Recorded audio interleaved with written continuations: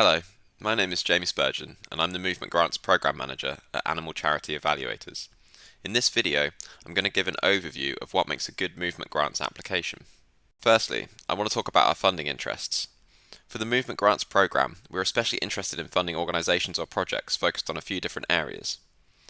In particular, we're interested in funding work in regions where animals are farmed in large numbers but that currently receive a very small amount of funding relative to the rest of the movement. This includes Asia, Africa, and Latin America. We're also interested in funding work that helps animal groups that are farmed in large numbers, but that again currently receive a very small amount of funding relative to the rest of the movement. This includes fishes and invertebrates.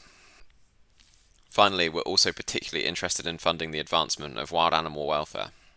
In addition to these key areas of interest, we are also more likely to fund organisations or projects focused on farmed animals, novel approaches to animal advocacy that haven't been tested before, capacity building in the movement, which includes building connections with other movements or developing the skills of animal advocates, institutional change rather than individual change.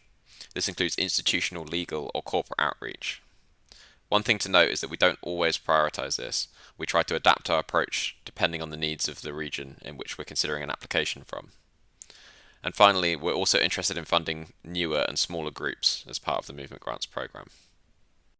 We are less likely to fund organisations or projects focused on regions that currently receive the largest amounts of funding relative to the number of animals farmed there, such as North America and Europe. Part of the intention with the Movement Grants Programme is to rebalance the inequity in funding that we see on a global scale, which is why we deprioritise these regions.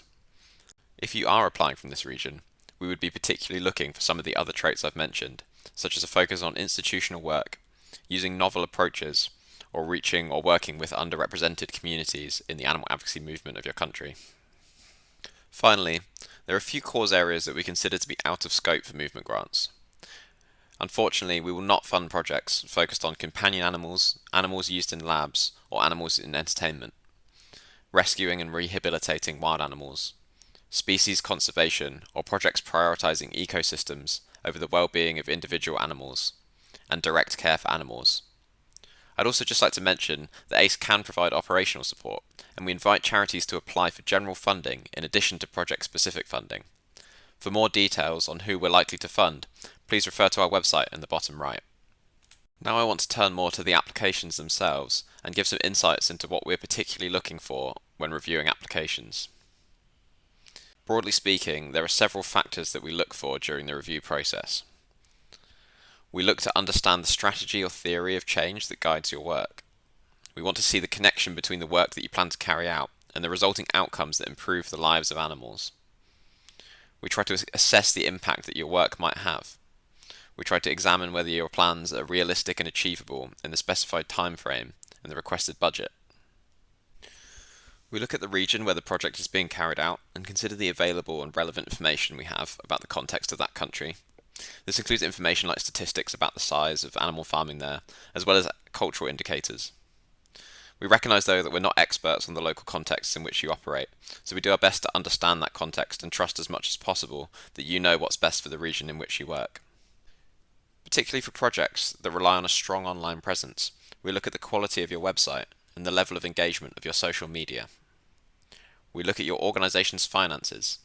We want to grow organisations that are doing impactful work, but we also want to make sure that they do not grow too quickly, especially as we cannot guarantee that we will be able to provide repeat funding. We try to assess whether there are any risks to the project.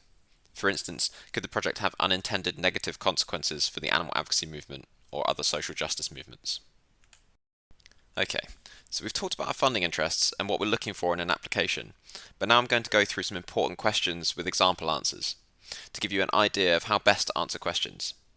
Here are some of the most important questions for us when evaluating applications.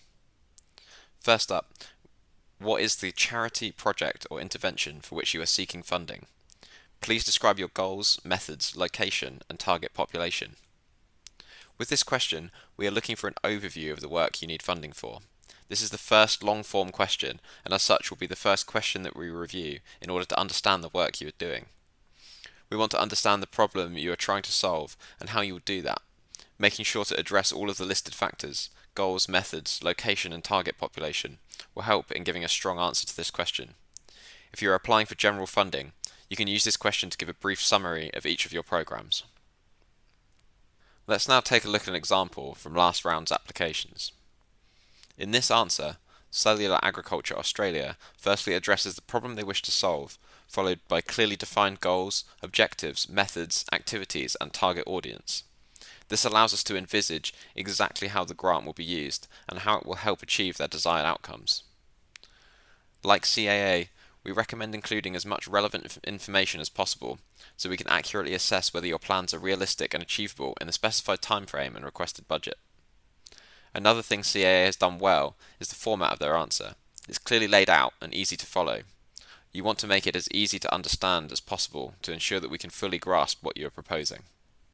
If applicable, what evidence, including your organisation's prior success, leads you to believe the interventions you described above will reduce animal suffering?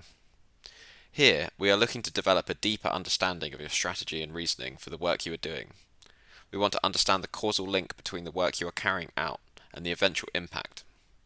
It is also helpful to know what you've tried in the past to reach these goals and why the particular approach you're using is the right one for the goals that you want to achieve. Again, let's take a look at another example. Here, One Health and Development Initiative has backed up the need for their project with evidence and examples. They've clearly articulated their strategy. They've explained that fish are underrepresented and their welfare is understudied, and explained how their research project could lead to outcomes that improve the welfare of fish. Another thing that stands out is how they've communicated their past expertise relevant to this project. Please provide a detailed account of how the requested funds will be used, including an estimated timeline and dates by which the funding would be required. We are looking to understand what the funding would be used for and to see whether your budgeting seems reasonable for what you are trying to achieve. We want to see evidence that you have planned out the project enough to be able to carry it out successfully. If you are applying for general funding here, you can give a broader example of where you would be likely to use the funding. We understand that funding plans like this can change when it comes to actually carrying out the project, and we don't need you to go into too fine a detail here. We're not expecting an itemised budget, so feel free to group items together and estimate costs. In this example, Climate Refarm has not only mentioned how much they need, but what the money is going to buy, when they plan to buy it, and why it's important. The best answers to this question provide justification for the larger expenses involved in the project. Note that we do not need really fine detail and reasoning, especially for smaller budget items. Some final points to note. Movement Grants awards one-time grants. However, if you're a past grant recipient, you are more than welcome to apply in this round. Grant recipients can receive up to a maximum grant size of $50,000. We also have a streamlined process for applicants that apply for $20,000 or less, and will aim to get those decisions made on a faster schedule. We offer the option to submit applications in languages other than English. Non-English applications will be translated using an internet translation service, but please note that those services are not always 100% accurate. We now have information about the application process and application forms available in Spanish and Portuguese. We recognise that English is a second language for many applicants. If any part of the Movement Grants process is unclear, please do not hesitate to contact me, and I'll do everything I can to facilitate communication. I hope this video has been helpful and gives you more confidence in applying for a Movement Grant. For more information and FAQs, please visit our website, or if you have any further questions, please feel free to reach out to me via email. Thank you, and good luck with your applications.